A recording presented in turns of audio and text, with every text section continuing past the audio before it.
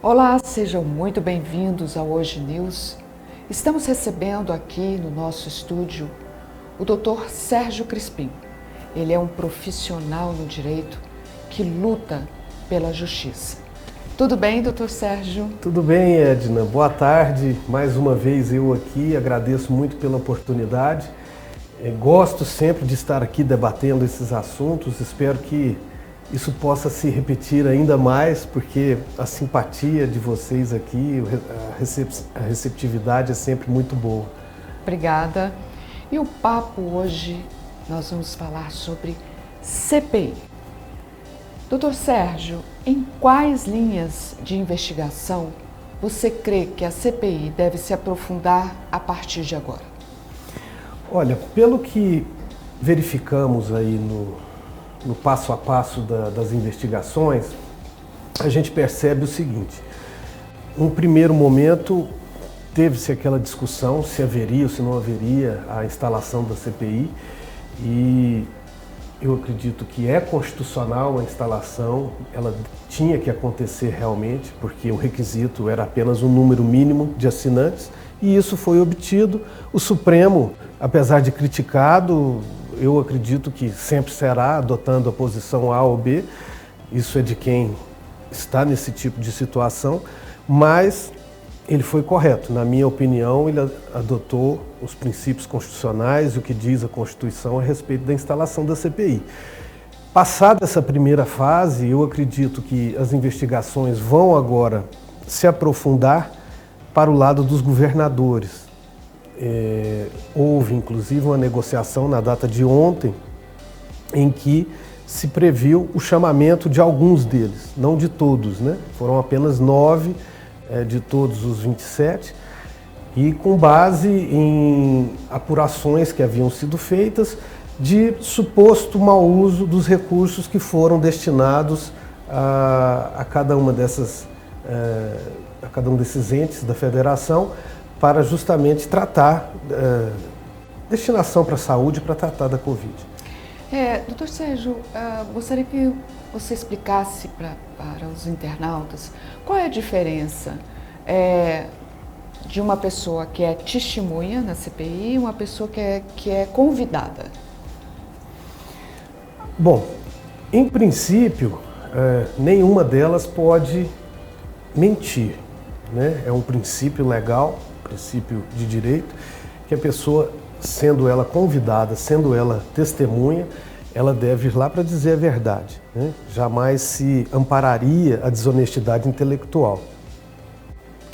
Então, a pessoa como testemunha, passaríamos a diferenciá-la do convidado apenas com relação a um requisito, que é justamente a testemunha, ao mentir, ao faltar com a verdade, ela vai incorrer num problema de falso testemunho, que é crime, né? Capitulado como crime. Então, a partir daí, poderia haver, inclusive, os desdobramentos naturais disso, que, no caso do convidado, isso não aconteceria. Tá? Ele vai lá sem prestar nenhum compromisso e nem nada. Então, caso haja ali, vamos dizer, um flagrante com relação a uma inverdade que está sendo dita, né, comprovada com documentos e algo assim, ou mesmo outros depoimentos, nada aconteceria com o convidado. E como você avalia as semanas iniciais da CPI? Edna, as semanas iniciais, elas foram bem proveitosas, no sentido de trazer a público uma série de questões e indagações, que é natural do Estado democrático em que vivemos. Então, a gente vê uma CPI montada para apuração de fatos de responsabilidade de ministros, do próprio presidente da República, em que os debates são acalorados, e foram, né, isso é natural, mas eu vi também muito esclarecimento por parte das testemunhas chamadas com relação à utilização de medicamentos, à utilização de procedimentos que tem-se dúvida da eficácia desses medicamentos. Eu não sou da área, não posso me aprofundar nisso, mas que a gente vê que profissionais da área estão buscando explicar ao público, não só ao público, mas principalmente lá a comissão, né, montada, que não houve, no caso deles, uma omissão ou um erro médico, mas sim a prescrição de medicamentos que eram conhecidos há vários e vários anos do meio médico. Então eu vejo assim, é uma oportunidade de se criar celeuma também, porque trata-se de um debate político e que, então, nesse debate político é natural que haja assim uma tentativa de se tirar proveito de uma situação A ou B, mas também está sendo esclarecedor por outro lado, porque na minha opinião, pelo menos, se queriam mostrar que apenas se errou com relação aos procedimentos que foram adotados de início, eu acho que está vindo à tona, através de profissionais respeitados, que não é bem isso que aconteceu. Acho que, na verdade, é como falávamos aqui antes de iniciar a entrevista. Estamos num ambiente democrático em que a pessoa de cá tem uma opinião, a de lá tem outra, e todos tentam acertar. Eu acho que é isso. Eu também, eu concordo com você. Eu acho que está sendo bem esclarecedor. E eu acho que o mais importante, né, a vacina. Eu ainda acredito na ciência.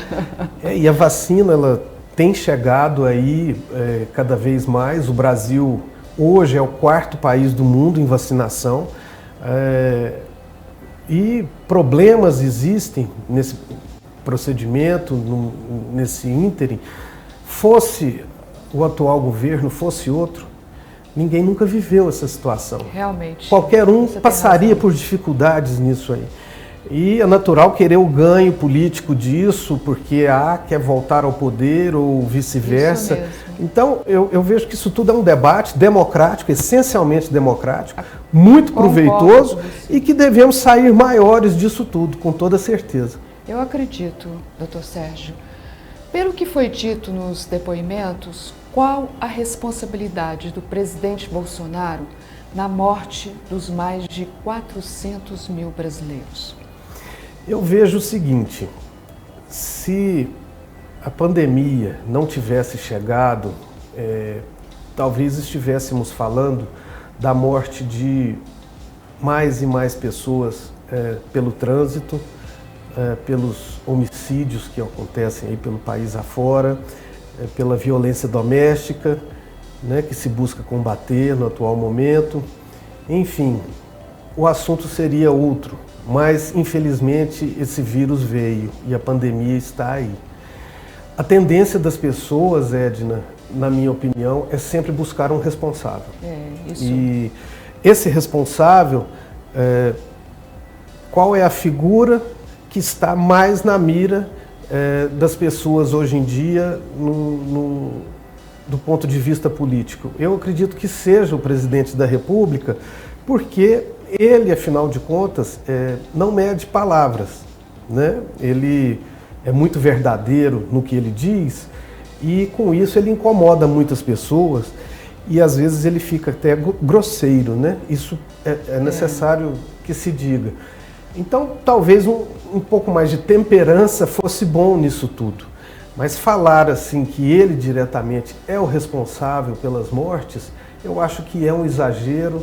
Nenhum outro país seria capaz de fazer isso com relação aos seus líderes, porque é aquilo que eu disse, no final das contas estão todos tentando o melhor possível e desenvolvendo as ações que acredita serem as melhores.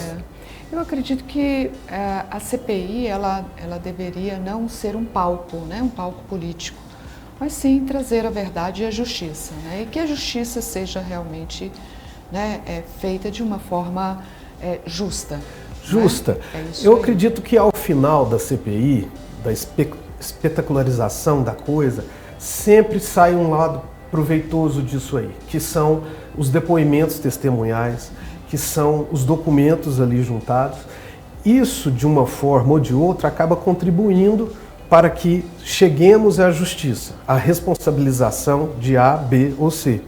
Ou não, porque efetivamente aferiu-se que não houve a responsabilidade. Então, eu acho que ao final, com o relatório pronto, que vai ficar aí à disposição das autoridades responsáveis para seguir adiante com denúncias, processos de responsabilidade. Eu acredito que aí sim será o momento de, vamos dizer assim, separarmos o joio do trigo. É isso aí, doutor Sérgio. Como você vê as contradições entre o ex-ministro, os ex-ministros da Saúde com essas reconvocações? Não é? Porque o Pazuello vai voltar à CPI, não é? O Queiroga também ele vai voltar. Como que você vê isso? Eu vejo com muita naturalidade, porque se existem questões que os componentes da Comissão Parlamentar de Inquérito entenderam que precisa de um esclarecimento melhor nesse ou naquele ponto, nada mais natural que eles sejam reconvocados. Eu acho que não se deve abusar disso, é claro, mas havendo dúvidas, chama-se, pergunte-se e faça-se o esclarecimento. Acho isso plenamente normal, democrático, é do processo.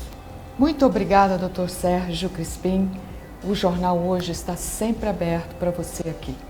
Eu que tenho que agradecer, Edna, porque esse carinho todo que vocês têm conosco aqui e essa confiança, né, até no que a gente tem para expor, para dizer, esses debates são muito proveitosos. Esperamos ter contribuído com quem assiste para que possa efetivamente ter um pensamento diferente a respeito de todos os acontecimentos aí pelo Brasil afora. Obrigada, doutor Sérgio. Eu que agradeço. Até logo.